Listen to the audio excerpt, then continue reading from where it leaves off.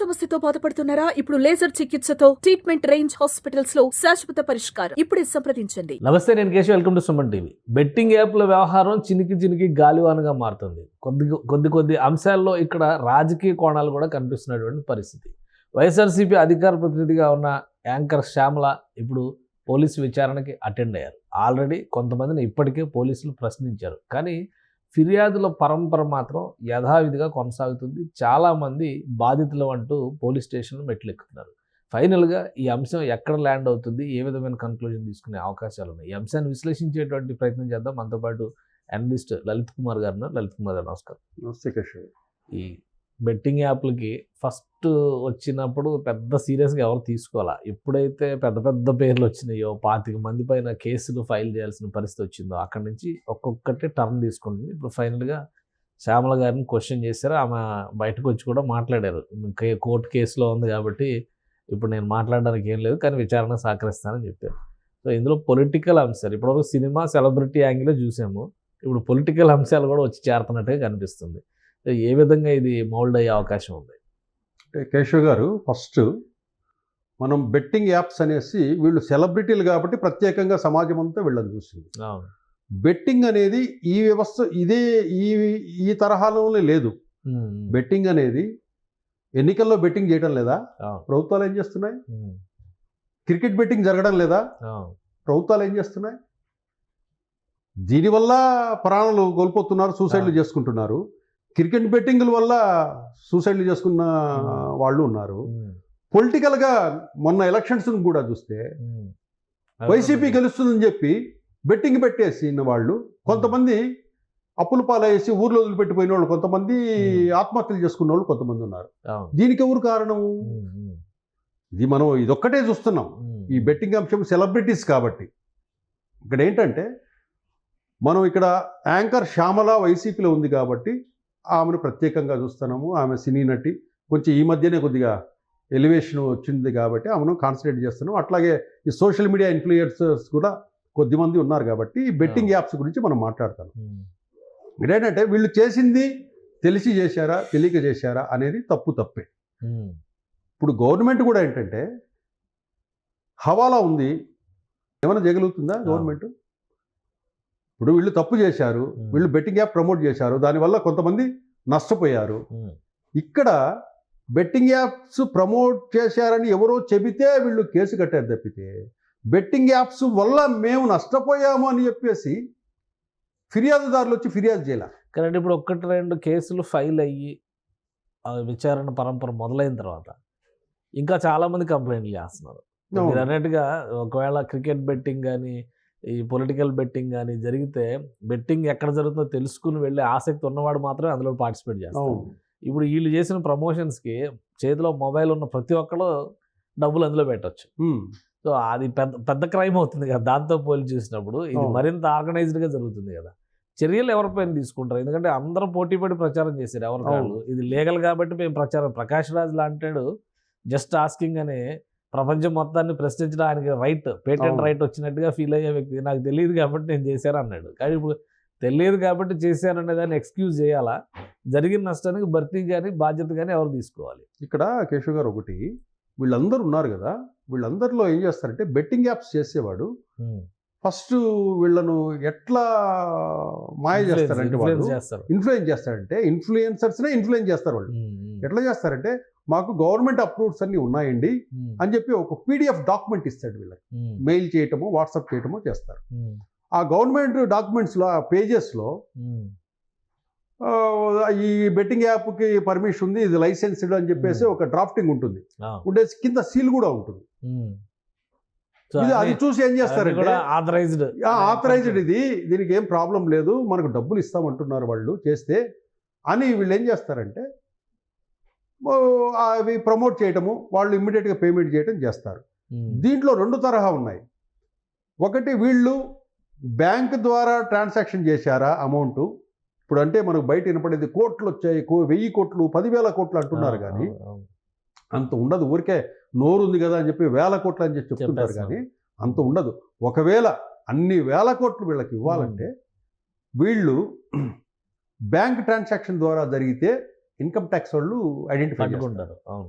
ఒకవేళ 100 కోట్లు వచ్చి పడుతున్నాయంటే గనక, ఇప్పుడు అదే 100 కోట్లు వచ్చి ఉంటే గనక శ్యామలకి వైసీపీలో ఎందుకు ఉంటుందండి? ఆ అమ్మాయికి 100,000 కోట్లు వస్తే వైసీపీ అవసరమా? ఇంతమందితో తిట్టించుకోవడం అవసరమా అమ్మాయికి? ఇదే సన్నీ యాదవ్ మిగతా వాళ్ళు ఉన్నారు కదా, మిగతా వాళ్ళు కానీ ఇప్పుడు విజయ్ దేవరకొండ లాంటి వాళ్ళు కానీ వాళ్ళు సినిమాలు చేసుకుంటే వేరే యాడ్స్ చేసుకుంటే వచ్చే రెమ్యునరేషన్ కంటే ఇది ఎక్కువ వస్తుందా? నో ఇక్కడ ఏంటంటే వీళ్ళు అది వాళ్ళు ఇచ్చే డాక్యుమెంట్ లైసెన్స్డ్ అంటారు కాబట్టి వాళ్ళది బై మిస్టేక్ చేసేస్తారు. ఇక్కడ కూడా గవర్నమెంట్ ఏం చేయాలంటే ఇది సీరియస్గా వార్నింగ్ చేసి ఇప్పుడు కూడా ఇప్పుడు బాలకృష్ణ గారు అండ్ ప్రభాస్ అండ్ చందు అతని మీద వీళ్ళ మీద కేసు కూడా పెట్టారు, రామారావు అనే వ్యక్తి. పాపం ఆ బాలకృష్ణకు ప్రభాస్కు వీళ్ళకి తెలియదు. వాళ్ళు ఏంటి ఓన్లీ యాంకరింగ్ గెస్ట్ వరకు మాత్రం చేసి రాగలుగుతారు కానీ ఆ స్క్రీన్ మీద ఏమి డిస్ప్లే అవుతున్నాయి ఏమిటి అనేది తెలియదు. మీరు ఎవరిని ఐడెంటిఫై చేయాలా, నిర్వాహకులు ఎవరు అనేది వాళ్ళని క్వశ్చన్ చేయాలి. ఇక్కడ వీళ్ళు ప్రమోట్ చేశారు, వీళ్ళని ప్రశ్నిస్తున్నారు, బానే ఉంది. వీళ్ళని కాకుండా ఆ యాప్స్ యాజమాన్యాలు ఎవరు? ఇప్పుడు వీళ్ళని కూడా ప్రశ్నిస్తారా? బాలకృష్ణ గారిని, ప్రభాస్ గారిని, ప్రకాష్ రాజ్ని, విజయ్ దేవరకొండని, వీళ్ళందరూ కూడా మరి పెద్ద స్టార్స్ కదా. వీళ్ళను విచారించే అవకాశం లేదు, ఎందుకంటే అవి పాతవి. ఎందుకంటే స్వచ్ఛందంగా ఆ యాప్ లాంటివి కూడా బాలకృష్ణకి తెలియదు, వాళ్ళు హోస్ట్ చేశారు అంతే. అక్కడ గెస్ట్ మీకు ఏ స్క్రీన్ మీద ఏ ప్రోడక్ట్ వస్తుంది, కమర్షియల్స్ యాడ్స్ ఎవరు తెచ్చారు, ఏం ప్లే అవుతున్నాయి షోలు అనేది వాళ్ళకు తెలియదు. ఓన్లీ యాంకరింగ్ వరకు చేసేస్తారు, గెస్ట్ వరకు ఒక అరగంట గంట సేపు ఉంటారు, వెళ్ళిపోతారు. ఇంకోటి బాలకృష్ణ టేబుల్ ఆడ కూర్చున్నాడని, ప్రభాస్ కూర్చున్నాడని ఆ బోర్డు మీద కనపడే యాప్లు డబ్బులు కట్టి ఎవరిని ఆడతారా? దాన్ని ఇన్ఫ్లుయెన్స్ అయ్యే ఉంటారు కొంతమంది. ఇప్పుడు బాలకృష్ణ గారు అన్స్టాపబుల్లో నేను చూసి గేమ్ ఆడాను, నాకు 1,50,00,000 ఎంత లాస్ అయిందని చెప్పని ఒక బాధితుడు కూడా వచ్చాడు. మనకు కూడా సమాజం కూడా కంప్లైంట్ చేశాడు. అందరి ఏది కూడా ఇష్యూను ఇతరుల మీద నెట్టడం కాదు. నీకు జూదం ఆడాలా, జూదంతో కష్టపడకుండా డబ్బులు ఎలా వస్తుందని నీకు తెలియదా? మన కంప్లైంట్ ఇచ్చే రామారావుకు తెలీదా? ఊరికే నీకు డబ్బులు ఆడితే ఇట్లా డబ్బులు. రామారావు కంప్లైంట్ డిఫరెంట్ స్టోరీ కదా, ఆయన బాధితుడు కాదు. ఆ కాలనీలో కుర్రాళ్ళు పాడైపోతున్నారు అనే దాని మీద ఎంక్వైరీ చేస్తే ఇది రీజన్ అని తెలిసింది. దాని మొత్తం కథ అంతా సేకరించి కంప్లైంట్ ఫైల్ చేశాడు ఆయన. రామారావు ఆయన. ఓకే. సో అలాంటప్పుడు అంటే ఆ కంప్లైంట్ పైన యాక్షన్ మొదలైనాకే బాధితులు బయటకు రావడం మొదలయ్యారు. సో ఇలా జరిగినప్పుడు పోలీస్ యాక్షన్ ఎలా ఉండొచ్చు? ఆల్రెడీ తెలంగాణలో ఈ యాప్లు కానీ, బెట్టింగ్ ఇవి కానీ, రమ్మీలు కానీ ఇవన్నీ బ్యాన్ అని కేసీఆర్ గారు గవర్నమెంట్ ఉన్నప్పుడే ఇచ్చారు. అయినా వీళ్ళు అఫీషియల్గా ఎలా ప్రమోషన్ చేశారు? ప్రమోషన్ చేసినప్పుడు ఎందుకు ఊరుకున్నారు? ఇప్పుడు లాస్ జరిగింది కాబట్టి వీళ్ళందరూ విచారణ, ఎంక్వైరీ అని మొదలు పెడతారు. మరి దీని కన్క్లూజన్ ఎక్కడ ఉంటుంది? డ్రగ్స్ వ్యవహారంలో వీటిలో అన్నింటిలో కూడా ఇలా హడావిడి, అంటే తర్వాత ఏమీ ఉండదు, నో యాక్షన్. ఫస్ట్ ఏంటంటే మొత్తం ఈ బెట్టింగ్ యాప్ తీసుకుంటే కేసు, అట్లాగైతే రైతుల ఆత్మహత్యలు జరుగుతున్నాయి, ప్రభుత్వం మీద కేసు పెట్టాలనా? క్రికెట్ బెట్టింగ్స్ ఎవరైతే చేస్తున్నారో వాళ్ళ మీద కేసులు పెట్టుకోవాలనా? ఇంకోటి మద్యపానం వల్ల మనుషులు చచ్చిపోవడం లేదా? మద్యపానం వల్ల కుటుంబాలు చిన్నాభిన్నం కావడం లేదా? మన దేశంలో ప్రతి క్రైమ్ వెనకాల మద్యము, గంజాయి ఉంటుంది. ఆ విషయం పోలీసులకు తెలీదా? అది ఎవరిది ఫాల్ట్? గవర్నమెంట్ది కదా. ఇప్పుడు గవర్నమెంట్ని కూడా మనం విచారణ పిలిపించాల్సిందే. ఇక్కడ ఎవరి తప్పులు వాళ్ళవి ఉన్నాయి. మనం ఇదొక్కటే అంశమే తీసుకొస్తున్నాం తప్పితే ఇదే పొలిటికల్ పార్టీసు మేనిఫెస్టో, ఎలక్షన్ టైంలో మేనిఫెస్టో హామీలు ఇవ్వటం లేదా? అన్నీ ఫుల్ఫిల్ చేస్తున్నాయా?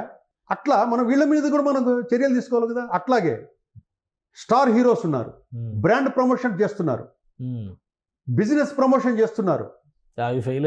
అది ఫెయిల్ అయితే కనుక ఇదే హీరోలను తీసుకొచ్చి మీరు విచారణ పిలుస్తున్నారా? కొన్ని రియల్ ఎస్టేట్ కంపెనీలు ఇప్పుడు కొత్తగా స్టార్ హీరోస్ పాలు కూడా ప్రమోట్ చేస్తున్నారు, పాలల్లో మీగడను కూడా ప్రమోట్ చేస్తున్నారు, అరటి పండ్లు కూడా ప్రమోట్ చేస్తున్నారు.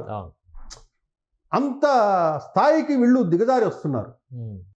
దీనికి ఈ బెట్టింగ్కి సంబంధించి, ప్రమోషన్కి సంబంధించి కొన్ని మార్గదర్శకాలు రూపొందించాలి గవర్నమెంట్. రూపొందించిన తర్వాతే మనం ఏదైనా యాక్షన్ తీసుకోవచ్చు. ఇప్పుడు వీళ్ళంతా ఉన్నారు, వీళ్ళందరినీ ఏం చేయాలంటే మనము ఈ శ్యామలతో పాటు మిగతా వాళ్ళందరినీ కూడా సాక్షులుగా గవర్నమెంట్ పెట్టచ్చు. ఎవరైతే నష్టపోయారో వాళ్ళను బాధితులుగా పెట్టచ్చు.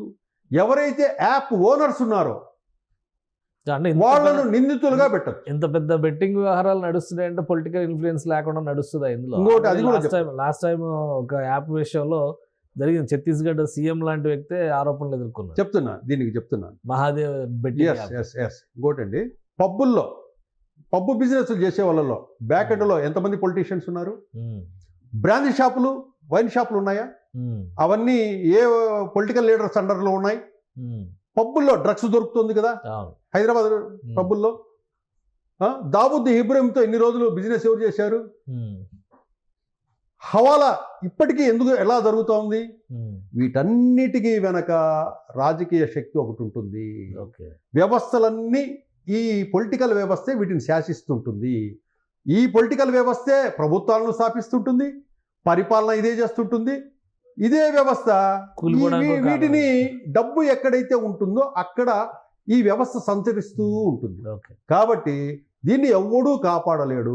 ఒకవేళ అంటే గనక స్వయం ప్రతిపత్తి ఇచ్చి ఒక దర్యాప్తు సంస్థను టీమును ఏర్పాటు చేస్తే వీటన్నిటి మీద యాక్షన్ తీసుకొని శిక్షించే హక్కు కూడా దానికి ఉండాలి. అటువంటి ఇండివిజువల్ బాడీని మనం ఒకటి ఇస్తే అప్పుడు కానీ ఇవన్నీ మనం కంట్రోల్ చేయగలుగుతాము. రాజకీయ వ్యవస్థ బ్యాక్ ఎండ్ లో లేకుండా ఏదీ లేదు. ఇప్పుడు ఈ వ్యవహారాలు కేవలం ప్రశ్నించడానికే పరిమితం అవుతాయా, లేదంటే ఇంకేమైనా ఫర్దర్ గా అరెస్టులకి వాటికి దారితీసే అవకాశాలు ఏమైనా ఉన్నాయా? లేదు, అరెస్టులు ఉండవండి. ఎందుకంటే ఇది ప్రప్రథమ. ఎందుకంటే బెట్టింగ్ ఒకటే ఇక్కడ కాదు. బెట్టింగ్ ను తీసుకుంటే మిగతా అంశాలు చాలా ఉన్నాయి. క్రికెట్ బెట్టింగ్, దానివల్ల మనుషులు చచ్చిపోతున్నారు, కుటుంబాలు చిన్నాభిన్నం అవుతున్నాయి. గంజాయి వల్ల చచ్చిపోవడం లేదా మనుషులు? మద్యం వల్ల చచ్చిపోవడం లేదా? ఏదైనా ప్రాణాలు పోతున్నాయి. కాబట్టి అన్నిటినీ ఒకే వేదిక మీద తీసుకొచ్చేసి యాక్షన్ తీసుకోవాలా? లేదు అంటే కనుక వీళ్ళని ఏం చేయాలంటే ఇప్పుడు వీళ్ళందరినీ సాక్షులుగా పెట్టాలి మనం. ఇప్పుడు బెట్టింగ్ చేసిన వాళ్ళని, బెట్టింగ్ ప్రమోట్ చేశారో ఎవరైతే వాళ్ళని సాక్షులుగా పెట్టి, బాధితులు ఎవరైతే మరణించారో బెట్టింగులాడి, ఎవరైతే ఆర్థికంగా నష్టపోయారో వాళ్ళని బాధితులుగా పెట్టాలా? నిందితులుగా ఎవరిని అంటే బెట్టింగ్ యాప్స్ ఓనర్స్ ఎవరైతే ఉన్నారో వాళ్ళని ఆ కేసులో నిందితులుగా పెట్టుకోవాలా? వీళ్ళందరినీ సాక్షులుగా పెట్టుకోవాలి. అప్పుడు దీనికి సొల్యూషన్ దొరుకుతుంది. కొంతమంది దేశం వదిలి కూడా వెళ్ళిపోయారు, దొరకట్లేదని చెప్పి అంటున్నారు. సో అలాంటి వాళ్ళని ఎంక్వైరీ చేయడంలో ఆ చొరవ చూపించడానికి కానీ ఇతర మార్గాలు కానీ చట్ట పరిధిలో ఉన్నాయా? అంటే ఇక్కడ ఒకటి కేశవ్ గారు, వాళ్ళు భయపడి దేశం వెళ్ళిపోయి ఉంటారో ఏదో కానీ ఇది చేసింది, దీనివల్ల నష్టం ఎంత జరిగింది, బాధితులు ఎవరు? ఇప్పుడు బాధితులు ఎవరైనా వచ్చారా? బాధితులు రాలా. ఇప్పుడు వీళ్ళు ఎవరో ఒక వ్యక్తి, ప్రైవేట్ వ్యక్తి చెప్పాడు కాబట్టి పోలీసు ఎంక్వైరీ చేస్తుంది. ఒక పోలీసు ఉన్నతాధికారి కొన్ని కేసులు ఫైల్ అవుతున్నాయి. మళ్ళీ ఫస్ట్ కేసు తర్వాత నుంచి వరుసగా ఇంకో 3-4 కేసులు ఫైల్. దాన్ని ఎవరు చేయలేరు. ఎందుకంటే మీరు చెప్పిన దాని వల్ల నేను చేశానంటే నీకు విజ్ఞత లేదా అని రేపు అడుగుతారు.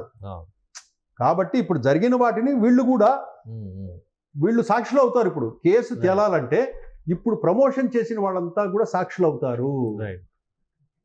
బాధితులు ఎవరైతే ఉంటారో వాళ్ళు బాధితులుగా ఉంటారు, ప్రమోట్ చేసిన వాళ్ళు సాక్షులుగా ఉంటారు. అసలు కీలక సూత్రధారి ఎవరైతే ఉంటాడో వాడిని A1గా పెట్టుకునేసి సూత్రధారిగా కేసు వాళ్ళ మీద ఫైల్ చేస్తారు. అది అంత ధైర్యం చేస్తాయి ప్రభుత్వాలు. మరి ప్రభుత్వాలు అంటే నేను చెప్పాను కదా, ప్రతి వ్యాపారం వెనుక, ప్రతి డబ్బొచ్చే వ్యాపారం వెనుక రాజకీయ వ్యవస్థ ఉంటుంది. రాజకీయ పార్టీలు, రాజకీయ నాయకులు ఉంటారు. కాబట్టి ఇది కొద్ది రోజులు హడావుడి చేస్తారు. తర్వాత దీన్ని డ్రగ్స్ కేసు ఏమైందండి తెలంగాణలో? సినిమా యాక్టర్లు హడావుడి చేసేశారు. 24 గంటలు టీవీ ఛానల్ని మోగిపోయాయి. ఏమైంది లాస్ట్కు? ఎన్ని అరెస్టులు జరిగాయి? కాబట్టి మనం వ్యవస్థలోనూ ప్రభుత్వాలు ఏదో చేస్తాయని మనం ఆశించడము, దానికోసం టైం వేస్ట్ చేసుకోవడం వృధా. కేశవ్ గారు రైట్. థ్యాంక్ యూ లలిత్ గారు విశ్లేషణ అందించినందుకు. ఇది డ్రగ్స్ వ్యవహారంలో ఎలాంటి మెలికలు చూసామో, కేసు పూర్వాపరాల విషయంలో ఫైనల్ స్టేజ్లో ఎలా అయితే బ్రేక్స్ పడ్డాయో, దాదాపు అలాంటి సంకేతాలే ఈ బెట్టింగ్ యాప్స్ వ్యవహారంలోనూ కనిపిస్తున్నాయని లలిత్ గారు విశ్లేషిస్తున్నారు. అసలు సూత్రధారులను వదిలేసి కేవలం ప్రమోట్ చేసినటువంటి వాళ్ళని టార్గెట్ చేయడం వల్ల వచ్చే ప్రయోజనం శూన్యమని విశ్లేషిస్తున్నారు. ఇక జాతీయ స్థాయిలో ఈ వ్యవహారాన్ని పరిశీలించి చూసినప్పుడు రాజకీయ నాయకుల హస్తం కూడా ఉన్నట్టుగా గతంలో తేలింది. కాబట్టి ఆ దిశగా విచారణలు జరిగితే అసలు దొంగలను పట్టుకునే ఛాన్సెస్ ఉన్నాయని విశ్లేషిస్తున్నారు. ఇది special discussion. Keep watching. Suman టీవీలో మీ పర్సనల్ అండ్ బిజినెస్ ప్రమోషన్స్ కోసం కింది నెంబర్కి కాంటాక్ట్ చేయండి.